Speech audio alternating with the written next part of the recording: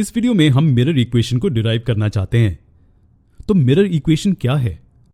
आप में से कुछ लोगों को पता होगा ये क्या है और कुछ लोग इसे पहली बार सुन रहे होंगे। क्योंकि इसमें मिरर वर्ड है तो चलिए पहले एक मिरर ड्रॉ करते हैं। तो हम यहां कॉनकेव मिरर ड्रॉ करें या फिर कॉन्वेक्स? खैर, मिरर इक्वेशन दोनों के लिए काम करती है, लेकिन पहले चलिए कॉनकेव मिरर से शुरू करते हैं। आप पहले से ये सब सिंबल्स जानते हैं। P पोल के लिए है, C सेंटर ऑफ कर्वेचर है, ये उस स्फीयर का सेंटर है जिसका रिफ्लेक्टिंग सरफेस एक पार्ट है। C और P का मिड पॉइंट और प्रिंसिपल फोकस F है, और अंत में जो लाइन इन सब को ज्वाइन करती है वो प्रिंसिपल एक्सिस है। मान लीजिए हमारा ऑब्जेक्ट C के पीछे मिरर से एक फाइनाइट दूरी पर रखा हुआ है। हम इमेज को पाने के लिए हमारा सामान्य रे डायग्राम ड्रॉ करते हैं, जो कि निश्चित रूप से एक रियल इमेज है। तो मिरर इक्वेशन क्या है? चलिए हम इसे पहले लिख लेते हैं। 1/f is equal to 1/u plus 1/v। ये तीन लेटर्स क्या सिंबलाइज करते हैं? ये पॉइंट्स के बीच डिस्टेंसेस हैं। इसे बेहतर समझने के लिए चलिए पॉइंट P पर एक टैंजेंट ड्रॉ करते हैं ऐसे। इस इक्वेशन में u ऑब्जेक्ट और मिरर के बीच का डिस्टेंस है, तो ये डिस्टेंस u होगा। ये पॉइंट्स A और P के बीच का डिस्टेंस है। याद रखिए, दो पैरेलल लाइंस के बीच का डिस्टेंस हमेशा सेम होगा, इसलिए ये डिस्टेंस और कुछ नहीं लेकिन पॉइंट्स A और P के बीच का डिस्टेंस है। v इमेज और मिरर के बीच का डिस्टेंस है। चलिए इसका नाम पॉइंट G रखते हैं। तो v पॉइंट्स G और P के बीच का डिस्टेंस है, और f फोकल लेंथ है, जो कि प्रिंसिपल फोकस और पोल के बीच का डिस्टेंस है। यह डिस्टेंस f के बराबर है। नोट कीजिए कि सभी डिस्टेंसेस मिरर के पोल से मेजर किए जाते हैं और ना कि मिरर पर कोई दूसरे पॉइंट से। तो इक्वेशन से हम देख सकते हैं कि ये हमें मिरर से ऑब्जेक्ट का डिस्टेंस, मिरर से इमेज का डिस्टेंस और फोकल लेंथ के बीच का रिलेशन देती है। क्या होता अगर इसके बजाय हम ऑब्जेक्ट को कहीं और रखते? ये फॉर्मूले को नहीं बदलता। इक्वेशन मिरर से ऑब्जेक्ट की पोजीशन पर डिपेंड नहीं करता है। ये ऑब्जेक्ट की कोई भी पोजीशन के लिए सेम ही है। क्या होता अगर कॉनकेव मिरर के बजाय हमारे पास कॉन्वेक्स मिरर होता? फिर से इससे हमारा फॉर्मूला नहीं बदलता। जी हां, ये फॉर्मूला सभी तरह के स्फेरिकल मिरर्स के लिए ट्रू है, कॉन्वेक्स और कॉनकेव मिरर्स। अब क्वेश्चन ये है कि हम इस फॉर्मूले को कैसे डिराइव या प्रूव करेंगे। इक्वेशन को डिराइव करने के बहुत से तरीके हैं, लेकिन हम सबसे आसान वाला देखेंगे। इस फॉर्मूले को डिराइव करने के लिए हमें सिर्फ एक चीज की जरूरत है, और वो है सिमिलर ट्राइंगल्स का कॉन्सेप्ट। आपने कई बार मैथ्स क्लास में सिमिलर ट्राइंगल्स को देखा होगा, तो चलिए पहले उसे रिव्यू करते हैं। सरल भाषा में ट्राइंगल्स तभी सिमिलर होते हैं जब उनकी शेप सेम होती है। एग्जाम्पल के लिए ये दो ट्राइंगल्स सिमिलर हैं क्योंकि इनकी शेप सेम है। ये ट्राइंगल सिर्फ इस ट्राइंगल का स्केल डाउन वर्जन है। ये दोनों भी सिमिलर ट्राइंगल्स हैं।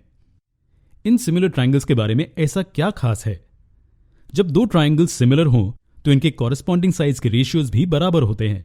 एग्जाम्पल के लिए यहां ट्राइंगल ABC और ट्राइंगल PQR सिमिलर हैं, इसलिए AB over PQ, BC over QR, AC over PR सब एक समान हैं, और ये हमें मिरर इक्वेशन को डिराइव करने में मदद करेगा। दूसरी चीज सिमिलर ट्राइंगल्स के बारे में यह है कि सब कॉरेस्पॉन्डिंग एंगल्स का मेजर सेम होता है। एग्जाम्पल के लिए यहां एंगल A एंगल P के बराबर है, एंगल B एंगल Q के बराबर है, और एंगल C एंगल R के बराबर है। ये रिवर्स में भी काम करता है, यानी कि अगर कोई दो ट्राइंगल्स के लिए अगर हम प्रूव करें कि इनके कॉरेस्पॉन्डिंग एंगल्स इक्वल हैं, तो फिर ये सिमिलर ट्राइंगल्स हैं। इसे ट्रिपलेट टेस्ट ऑफ सिमिलैरिटी कहते हैं, दो ट्राइंगल्स को सिमिलर प्रूव करने के लिए। उसी तरह अगर कॉरेस्पॉन्डिंग साइड्स के रेशियोज इक्वल हैं तो ट्राइंगल्स सिमिलर होंगे। ठीक है, तो मिरर इक्वेशन के लिए हमारे फिगर पर वापस चलते हैं। अब ऑब्जेक्ट के ऊपर से हम एक लाइन ड्रॉ करते हैं जो टैंजेंट को पॉइंट B पर मिलती है। ये लाइन प्रिंसिपल एक्सिस को पैरेलल है, और इस पॉइंट से हम फिर से एक पैरेलल लाइन ड्रॉ करते हैं जो टैंजेंट को पॉइंट D पे मिलेगी। नोट कीजिए कि पॉइंट्स B और D मिरर पर नहीं हैं, ये इस टैंजेंट पर हैं जो पॉइंट P पर ड्रॉ किया हुआ है, लेकिन एक्चुअल में दोनों ही पॉइंट्स वास्तव में मिरर से बहुत नजदीक हैं। ये इसलिए क्योंकि हमने हमारे पिछले वीडियो में देखा है कि मिरर का एपर्चर हम रेडियस ऑफ कर्वेचर से बहुत कम कंसिडर कर रहे हैं। छोटे एपर्चर के कारण ये डिस्टेंसेस भी बहुत कम हैं, और हम ये अज्यूम कर सकते हैं कि ये दोनों पॉइंट्स टैंजेंट पर होंगे। तो हम इन दोनों पॉइंट्स को एक पॉइंट अज्यूम करते हैं और इन दो पॉइंट्स को एक पॉइंट। अब इन दो ट्राइंगल्स को कंसिडर कीजिए। क्या ये दो ट्राइंगल्स सिमिलर हैं? चलिए पहले हम इन्हें यहां अलग अलग ड्रॉ कर लेते हैं। हम देख सकते हैं कि एंगल OAF एंगल DPF के बराबर है, लेकिन क्यों? इन दोनों का मेजर 90 डिग्रीज है। तो इन दो एंगल्स का क्या? जब दो लाइंस इंटरसेक्ट करती हैं तब वर्टिकली ऑपोजिट एंगल्स हमेशा इक्वल होंगे, इसलिए ये दो एंगल्स भी इक्वल हैं। अब बाकी बचे हुए एंगल्स का क्या? हम ये कैसे दिखा सकते हैं कि ये भी इक्वल हैं? बहुत ही बेसिक लॉजिक से हम जानते हैं कि अगर कॉरेस्पॉन्डिंग एंगल्स के दो सेट्स इक्वल होते हैं तो तीसरा सेट इक्वल ही होना चाहिए। आखिर में हमने डबल ए या triple A test of similarity से प्रूव कर दिया कि ट्राइंगल्स OAF और DPF सिमिलर हैं। अब क्योंकि ये सिमिलर हैं, हम ये कह सकते हैं कि OA over DP is equal to AF over PF is equal to OF over DF। हम इसके रेशियो में इंटरेस्टेड नहीं हैं, इसलिए हम इसे यहां से निकाल देते हैं। अब इस फिगर से क्या आप बता सकते हैं कि AF ओवर PF क्या रिप्रेजेंट करता है? PF फोकल लेंथ F है, लेकिन AF क्या है?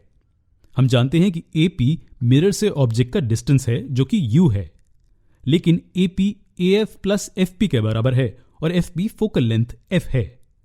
तो AF और कुछ नहीं लेकिन U माइनस F है। OA और DP का क्या? ये ऑब्जेक्ट और इमेज के हाइट्स हैं। चलिए इन्हें HO और HI से डिनोट करते हैं। ये यहां खत्म नहीं होता। ये वो फॉर्मूला नहीं है जिसे हम ढूंढ रहे थे। इसे इक्वेशन 1 मान लेते हैं। अब ट्राइंगल्स IGF और BPF को कंसिडर करते हैं। ये दो ट्राइंगल्स भी ट्रिपल ए टेस्ट से सिमिलर हैं। हम इसे आपके लिए वेरीफाई करने के लिए छोड़ते हैं। इनके कॉरेस्पॉन्डिंग साइज के रेशियोज बराबर होंगे। हम इस रेशियो को निकाल देते हैं क्योंकि इसकी जरूरत नहीं है। IG और BP इमेज और ऑब्जेक्ट की हाइट्स हैं। PF फोकल लेंथ F है। GF क्या है? GP GF प्लस FP के बराबर है। हम जानते हैं कि FP F है। तो GP क्या है? जी हां, ये V है जो मिरर से इमेज की दूरी है, इसलिए GF V माइनस F है। इसे हम इक्वेशन 2 मान लेते हैं। अब चलिए इक्वेशन 2 को इन्वर्ट करते हैं थर्ड इक्वेशन पाने के लिए। हम वहां ऑलमोस्ट पहुंच चुके हैं। अब हमारे पास ये दो इक्वेशंस हैं। इन दोनों के इक्वल साइन के एक साइड में सेम टर्म्स हैं, इसलिए दूसरे दो साइड्स बराबर होंगे। क्रॉस मल्टीप्लाई करने से और इसे और आगे सॉल्व करने से हमें हमारा रिक्वायर्ड मिरर फॉर्मूला मिल जाता है। आखिर में हमारे सामने हमारा मिरर इक्वेशन है। इसे डिराइव करना मजेदार था, है ना? लेकिन मिरर इक्वेशन डिराइव करने का सिर्फ एक यही तरीका नहीं है। अब अगर आपको याद होगा तो हमने वीडियो की शुरुआत में ही कहा था कि ये एक जनरल इक्वेशन है। इसका मतलब कि ये इक्वेशन ऑब्जेक्ट की कोई भी पोजीशन और कोई भी स्फेरिकल मिरर के लिए वैलिड है। लेकिन क्या ये ऐसा है? इस इक्वेशन को यूज करने के लिए आपको कुछ रूल्स फॉलो करने होंगे। हम वो रूल्स हमारे अगले वीडियो में देखेंगे।